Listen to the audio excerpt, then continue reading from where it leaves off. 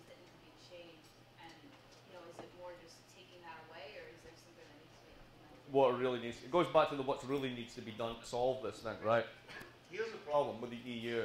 It's very hard to imagine everybody going back to national currencies. So countries have historically defaulted, right? So Paul Krugman has a wonderful line, which he actually denies that he has said this, but I know it's his line, which is Argentina is the retirement home for retarded economic ideas. I just think it's a genius line, right? And it is, it's frankly true. So when Argentina defaulted, right, they were tied to the dollar. So they had their own currency that was pegged. So the peg breaks and it loses value and that creates a crisis. But they still had the bits of paper. Right? They didn't have to invent new bits of paper. And this is like the world's largest transactions cost problem, right? You'd actually have to print it all, or like get every single note in circulation and denominator and all that sort of stuff. This is hideously complex. It's going to be absolutely horrible. Much easier to admit the fact that the banks have still got you by the proverbial short and curlies and face up to it. But this time make them pay. So basically, the big problem here at the end of the day is super levered backs filled with all these assets, they're not coming back, and that means that in order to stop these things falling down, which have caused really, really harm, you've got to cut people's pensions, right? That's really what this comes down to.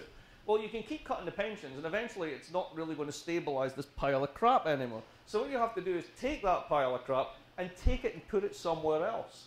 And what we did in the United States is this guy here was TARP. I mean, we basically recapitalized the banks. What does that mean?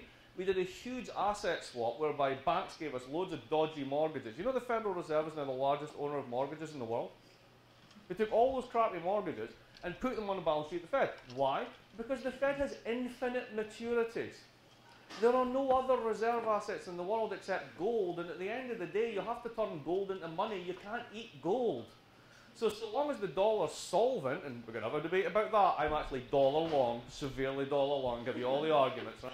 But so long as you've got that, then essentially what you do is you take this and you put it in a sort of banking toilet and you flush it.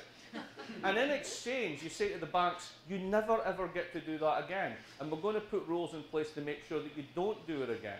We're going to create tax incentives to make sure that you don't trade derivatives, you actually invest in the real economy, and so on and so forth. Hugely interventionist, very controversial. There's a whole planning problem. How do you know optimal regulation, all that? I totally accept that. But unless you take those bad assets and get rid of them, then you just end up with lots of pain and your banking system's still totally impaired and you don't have investment. And at the end of the day, in any form of capitalist society, whether it's the Swedes to the Latvians, to go from one extreme to the other, if you don't have private sector investment, you ain't got nothing. That's the key thing. So how do we generate that without basically turning it into balance sheet risk for the taxpayer? Because that's where we are. That's the system we got to get out of.